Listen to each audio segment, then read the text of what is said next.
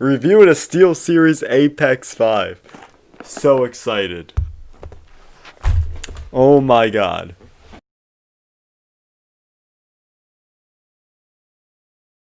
Alright, so really getting into the unboxing, you are going to want to use some type of sharp object to get through the packaging because there is a good thick layer of tape on it. And there's a tab that you flap up and then it opens up the whole box, revealing all of its contents. Now this box really only contains three things: the magnetic wrist rest and the instructions. Setup's very easy as it's just a USB port that you plug into your PC, and then it'll instantly bring up the installation for the SteelSeries application so that you can configure your Apex 5 keyboard. But now I want to share with you guys some AMSR keyboard.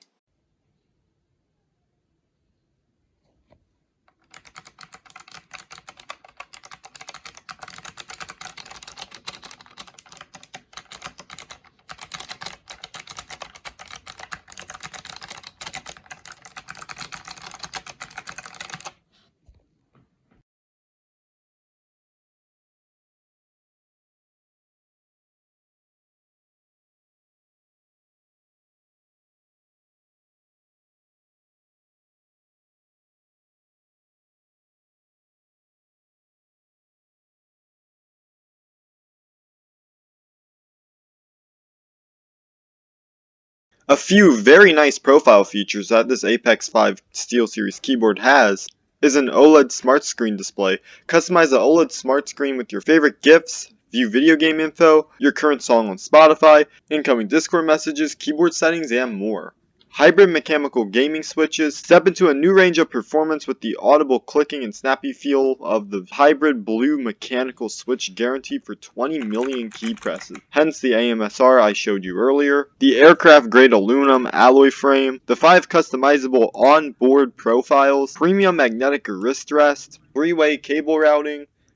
Dedicated multimedia controls. And pre-key RGB illumination.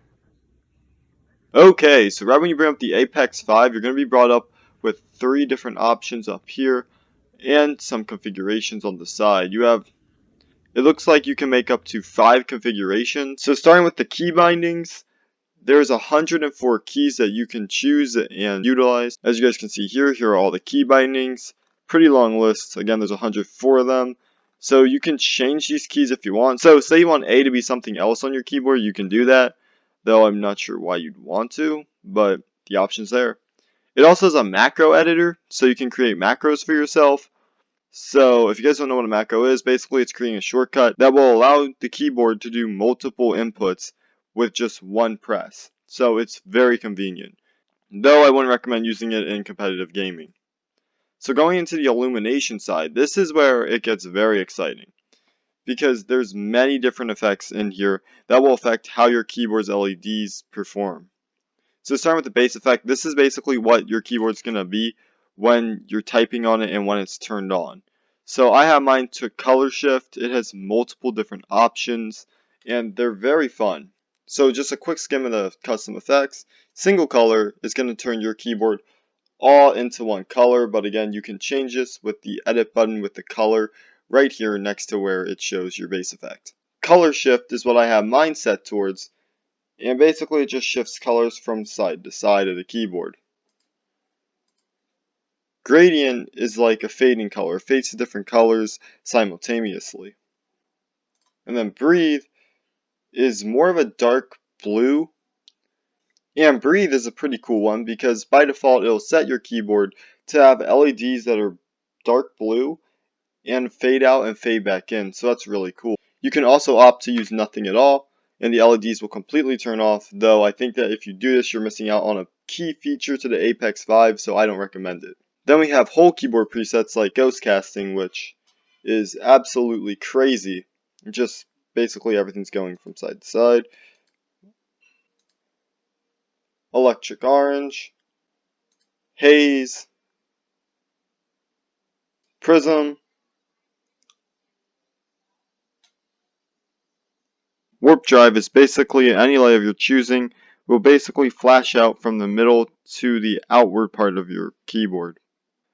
West Coast is basically a bunch of warm colors that spread all the way across your keyboard, along with a cool blue to scratch the side. Now for speed and size, I don't really recommend you mess with speed and size unless you really don't like the speed or size of the effect, but in all honesty, I think that they're fine on their own. I don't see a reason to change it, but go knock yourself out.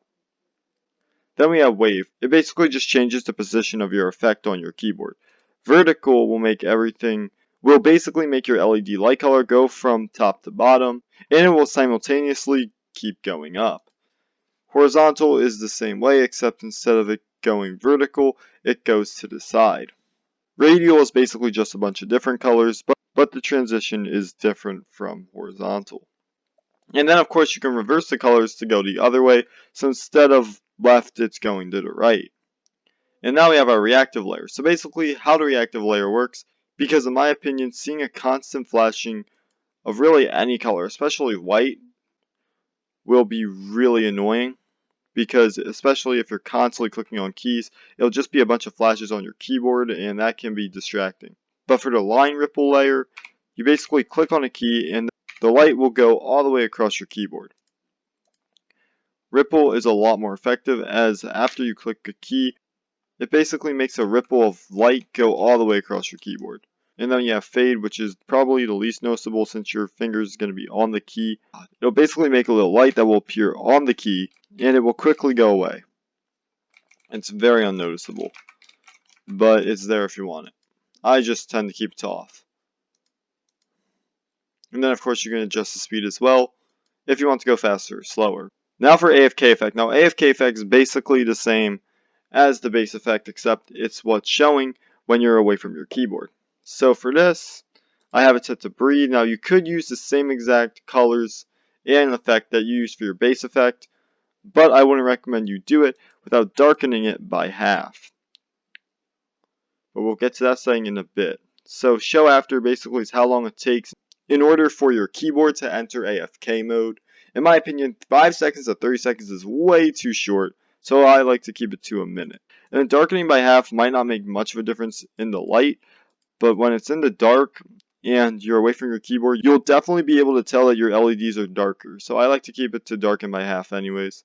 And then lock key color, I have it set to white. Basically when you click on a key like numlocks or caps, it'll basically show it is what the color will display, and it will stay that way no matter what until you click on it again to disable it. Until you click on it again. And then up here you have your selection. So for just select, you can select the key, say you want to select U, and then you can mess around with it with the color shift effect. And then you can mess around with it with the base effect. Same thing goes for select the same, select all keys that have the same effect, and then select all your keys, and then you can undo if you make a mistake. Now for the OLED and settings. Now the OLED is probably a very interesting. The OLED is one of the most interesting features to this keyboard. As you guys can see, I have a picture of Friday right here. And basically, you can click on it and you can upload a file. Now, do note, for the best results, the images should be 128 pixels by 40 pixels and in black and white. And it can play GIFs, but they need to be in the region of this criteria in order for the animations to play, and it will play at 10 frames per second. And if you really are a pixel artist, go ahead and knock yourself out by putting the grid on and trying to draw yourself something.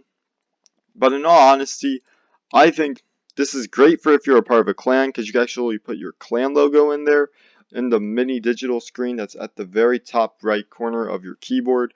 I personally think that the OLED screen is honestly not really a gimmick, but because it has other features to it, but I just personally love it. And of course your keyboard region, but basically you plug it into your PC and then it just uses your PC information to figure this out, or you could do it yourself. And that's basically all you need to know about the Apex 5 app. I highly recommend you use it though, because if you don't, you are missing out on so many features of this keyboard. So make sure you get your money's worth out of it and you download and use the application. So if you go into apps, there are plenty of applications that you can use to interact with your SteelSeries Apex 5, and it's honestly incredible. And if you can't find your configuration for your favorite game that you like to play, you can actually add the game here and then look through your files. The final notes about the keyboard is that the magnetic wrist rest actually is detachable and also has rubber grips on the bottom as well to help improve grip, along with the keyboard itself having a SteelSeries logo on the front of it. Also on AFK, a GIF will appear and will be animated instead of your usual picture. It also has a function button at the very top which functions as a scroll wheel, which for me I had it set so that it would bring my volume up and down. And the dedicated multimedia controls is very convenient for if you need to quickly answer a call. Overall, this keyboard is amazing, and I don't think I'm ever going to upgrade to another keyboard again now that I have this one because it's just so good.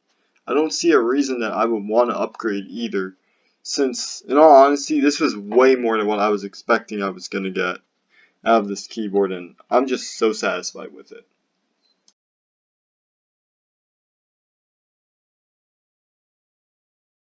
Now for the final part of the review. The price. Now, although this was a gift for me, the price of this keyboard was $100 on Amazon.